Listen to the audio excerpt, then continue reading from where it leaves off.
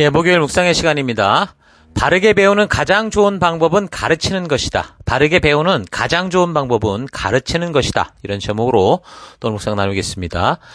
우리는 이 완벽한 하나님의 말씀이 있다고 해도 그것을 날마다의 삶에서 내가 되새기면서 그것을 통해 바른 목적과 방향을 확인하지 않는다면 이게 아무런 소용이 없다고 그랬습니다. 출애굽을 통해 보는 믿음의 여정을 보면 하나님의 전적인 은혜로 구원받은 백성들은 사역의 현장 가나안이 아니라 말씀을 통해 하나님의 진심을 아는 시내산에 먼저 이르러야 되는데, 근데 지금 우리네 삶의 현실을 보면 구원 그 이후 시내산과 가나안의 구분이 없는 그런 현장의 삶을 살아가는 그런 시기이기 때문에, 그러니까 우리 스스로 이런 영적인 성장 순서를 바르게 분별하고 바른 길을 걷는 태도를 가져야 됩니다. 그래서 우리는 교회 안에서 다른 어떤 일이 아니라 가장 먼저 하나님의 말씀인 성경을 처음부터 끝까지 바르게 살피면서 하나님의 진심을 아는 일을 해야 되는 거죠. 그리고 매일의 삶에 있어서도 또한 우리가 눈을 뜨면 가장 먼저 하나님의 그 말씀 앞에 서는, 신의 앞에 서는 그런 삶을 살아야 되는 겁니다.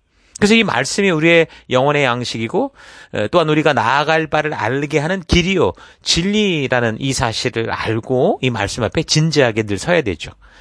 만약 매일의 삶에서 이 영의 양식을 소홀히 여기고 그래서 말씀을 자꾸 멀리하고 미루는 삶을 살게 된다면 물론 그 당시에는 잘 몰라요. 근데 분명한 사실은 그 영혼이 고갈되어 가고 있다는 건 분명히 기억해야 됩니다. 여러분, 우리 육체도 그렇잖아요. 뭐 사업이 바쁘고 직장이 분주하고 뭐 학업이 과중하고 뭐 가사일 아이를 키우니 너무 바빠서 뭐 성경대로 표현하면 뭐 소도 사야 되고 장가 가야 되고 농가밭에 나가서 할 일이 너무 많은데, 근데 어쨌든 그래서 결국 밥을 먹지 못한다고 생각해 보세요. 그것도 하루 이틀을 넘어서 일주일 한 달씩 못 먹는다면 또 뭐 끼니를 대충대충 때우느라고 정기적으로 밥 챙겨 먹지 못하는 그런 습관을 가지게 된다면 우리의 몸이 어떻게 됩니까? 결국 육신이 상해요. 그래서 우리가 그렇게 잘해보려고 애쓰고 노력하는 그 모든 것들을 할 수 없는 지경에 이르러 정도로 몸이 망가지죠. 그것처럼 하나님의 약속을 듣고 바르게 반복하여 되새기는 일에 대해서도 지금 삶이 너무 바빠서 뭐 하루 이틀 못하고 뭐 불규칙적이 되고 뭐 그러다가 점점 그거를 거의 안 하게 되고 그런다면 분명한 건 우리의 영이 점점 메말라가고 우리의 영이 분별력을 잃게 된다는 거예요. 그래서 결국에는 영적인 삶에 있어서나 이게 이제 육적으로 향하는 모든 것까지 다 동시에 이제 무너지는 삶이 된다는 거죠.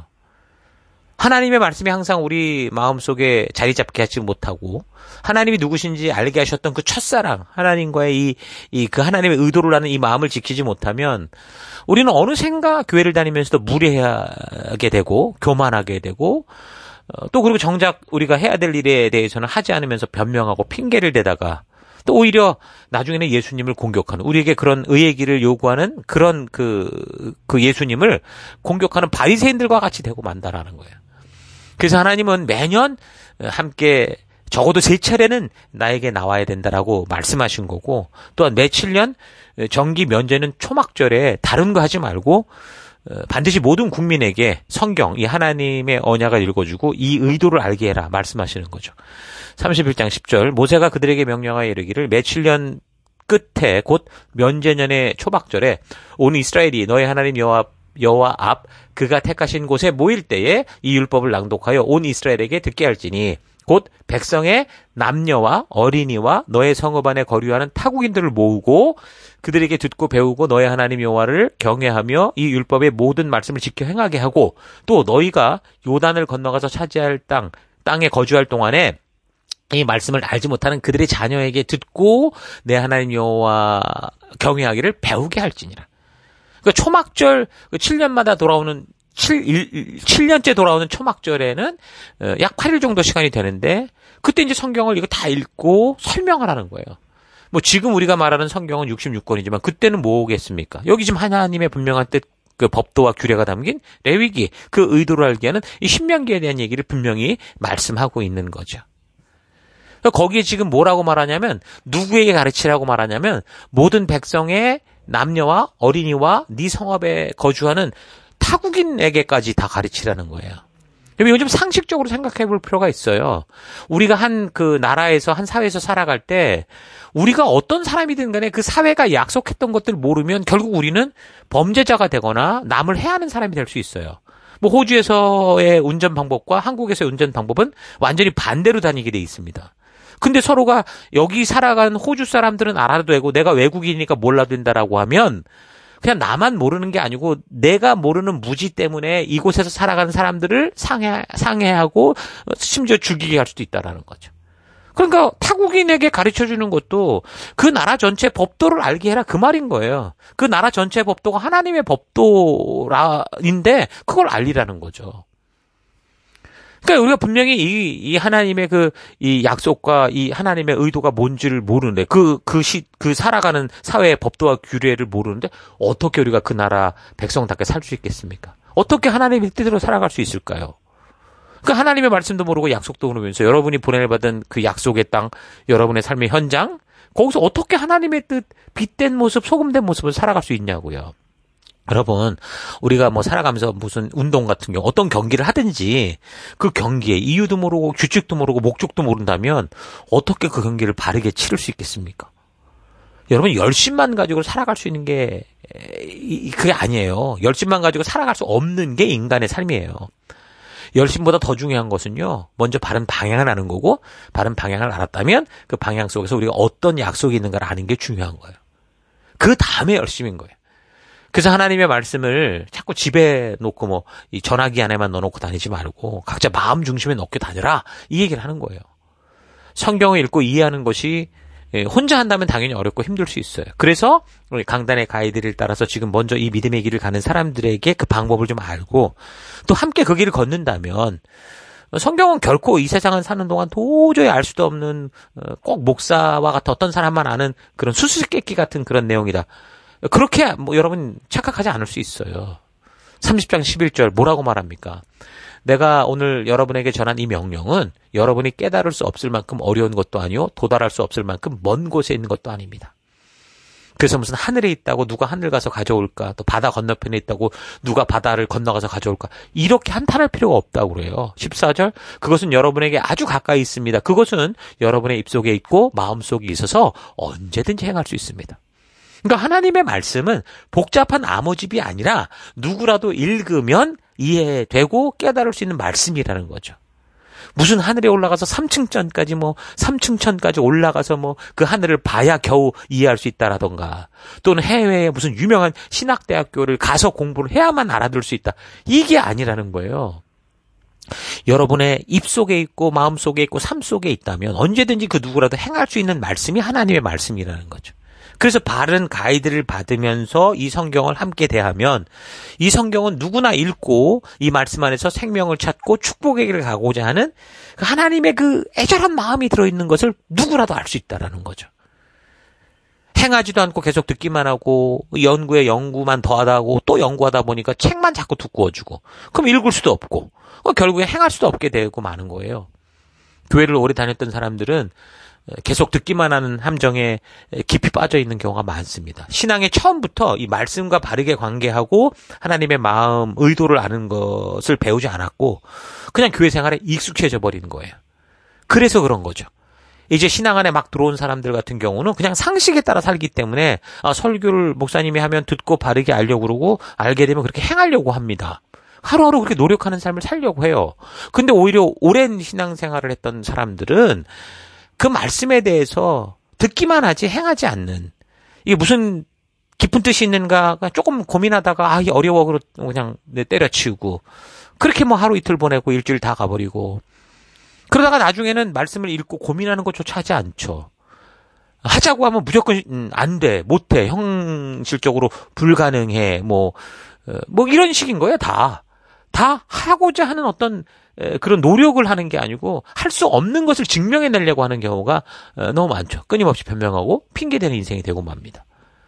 사실은 자신이 부지런히 하나님의 말씀을 꾸준히 살피지 않아서 모르는 거고 그래서 어렵다고 느끼는 건데 그래서 바르게 읽고 묵상만 해도 이 교회가 지금 가이드하는 대로만 정말 좀만 좀 순종하고 나오면 하나님의 이 말씀을 충분히 우리가 알고 이해할 수 있는 그런 말씀인데 자기가 그렇게 하지 않으니까 이제 신앙을 시작하는 사람들 너무 말씀 앞에 빨리 가야 되는데 또 청소년들 같은 경우도 어려서부터 바르게 봐야 되는데 쟤네는 이해하기 어려울 거야 힘들 거야 이렇게 막 착각을 하는 거죠. 그래서 자꾸 말씀 안에 직접 들어가서 말씀을 배우는 그런 정상적인 길을 걷지 않고 자꾸 우회하는 길, 재밌는 거, 좀 더 쉽게 하는 거, 이런 것만 찾는 거예요. 자기 자신만이 아니라 예수님의 생명을 주고 구원하여 말씀 앞에 예수님의 생명으로 보낸 이 귀한 생명들을 그 예배당 안으로 들여보냈는데 우리가 구한 것도 아니고 예수님이, 성령 하나님이 이끌어서 우리 하나님의 그 공동체 앞에 말씀 앞에 서게 했는데 오히려 말씀을 가르쳐주질 않아요. 재미를 가르쳐주고 종교를 가르쳐주고, 그러니까 말씀으로 자꾸 멀어지게 하는, 그게 본의 아닌 사탄의 짓을 하는 경우가 너무나 많다는 거죠. 여러분, 오늘 이 말씀 잘 기억하시고요. 내가 먼저 늘 말씀을 묵상하고 이 말씀 안에서 살아가는 이 하나님의 마음을 아는 일을 포기하지 않고 그 안에서 기쁨을 누리면서 먼저 이 말씀을 내가 그렇게 배우고 또 배운 것을 힘들어도 좀 가르쳐보면 그 말씀대로 가치 있게 살아내는 우리가 될 수 있거든요. 그래서 여러분, 이런 사실 잊지 마시고 그런 믿음의 길을 한 걸음씩 걸어가는 여러분 되길 바랍니다. 정말 말씀은 어렵다고 하는 전도사가 되는 게 아니라 말씀은 하나님의 살아있는 생명력 있는 말씀이라는 살아있는 말씀을 알리는 그런 전도자의 삶을 살아가는 우리가 되기를 바랍니다. 자, 오늘 하루 나는 하나님께서 명하신 대로 하나님의 말씀을 바르게 배우고 또한 바르게 가르치는 삶을 살아가고 있는지 좀 되돌아봤으면 좋겠어요. 바르게 배우는 가장 좋은 방법은 가르치는 겁니다.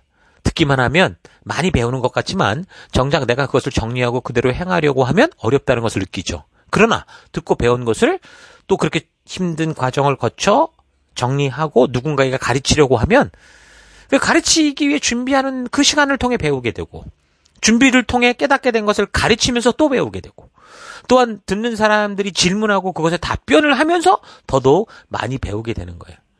특히 다른 사람들의 그 질문은 내가 상상하지 못했던 것들을 보게 하는 그런 눈을 가지게 하기 때문에 우리가 질문을 두려워하지 않고 잘 활용한다면 더더욱 놀라운 하나님의 뜻을 알 수 있는 기회가 될 수 있는 거죠.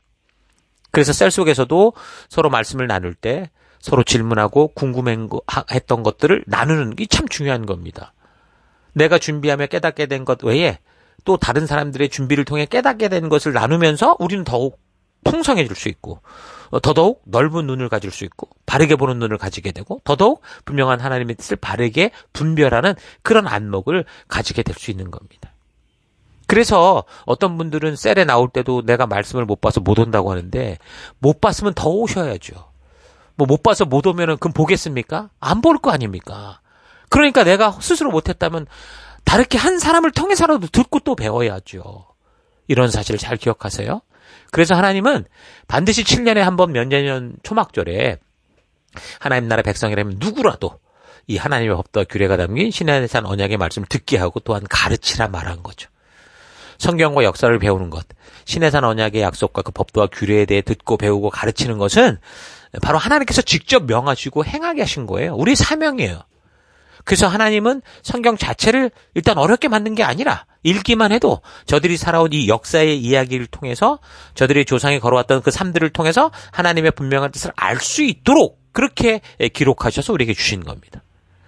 그래서 명절이 되면 가족들이 모여서 부모님들의 어려웠던 과거의 이야기도 듣고 그 어려운 시기를 극복하며 오늘을 이루어온 그런 이야기를 들으면서 자녀들이 교훈을 듣고 배우듯이 하나님께서는 그의 백성들로 하여금 조상들의 살아온 이야기, 그런 절기를 통해 명절을 통해 함께 모였을 때 조상들의 살아온 이야기를 통해서 하나님의 마음과 뜻을 알게 하시고 하나님께서 의도하신 것들을 알게 하신다라는 거 잊지 마시고, 우리가 부지런히 우리 가족이 모였을 때나 교회에 우리 셀이나 우리 함께 모였을 때 하나님이 이루신 이 성경의 역사들 부지런히 살피고 나누고 가르치고 배우는 그런 여러분 될 수 있기를 주의 이름으로 축원합니다. 자, 오늘 하루도 힘내십시오. 잠시 기도하겠습니다. 하나님께서는 역사 속에서 먼저 살았던 사람들이 경험한 것들을 통해 우리로 하여금 교훈을 얻어 오늘이라는 귀한 선물을 온전히 누리며 살게 하시는데, 그런 성경의 말씀을 통해 오늘을 바르게 살며 하나님이 인도하시는 미래로 나아가지 않고 성경과 역사를 소홀히 여기며 살아왔던 것을 회개합니다. 부족함에도 불구하고 성실하게 준비하여 하나님께서 맡긴 사람을 가르칠 때 서로 나누며 질문하며 더더욱 하나님의 진실한 뜻을 바르게 알아갈 수 있다는 거 잊지 않고 성실히 하나님의 말씀대로 준비하며 살아가는 내가 되기 원합니다. 역사를 잊지 않으므로 오늘의 내가 서 있는 이 현실을 바르게 보는 눈을 우리가 가지면서 그래서 내가 어떤 미래의 길로 나아가야 할지를 바르게 분별하며 하루하루 살아가는 내가 되길 원합니다. 하나님의 뜻을 알아가는 것 쉽지 않을 수 있으나 홀로 있는 우리가 아니라 함께하는 우리 교회가 있고 셀이 있고 또 하나님 이 곳에서 배우기만 하고 듣기만 하는 게 아니라 나누고 가르칠 수 있는 그런 기회를 주신 것 하나님의 이 귀한 믿음의 공동체를 잊지 않고 우리가 이 안에서 들은 것처럼 삶을 살아가고 살았던 것처럼 가르치는 우리가 될 수 있도록 주님이 역사해 주옵소서. 그 길을 기쁨과 감사함으로 걷는 내가 되길 원합니다. 함께 하심을 감사드리고 예수님 이름으로 기도했습니다. 아멘.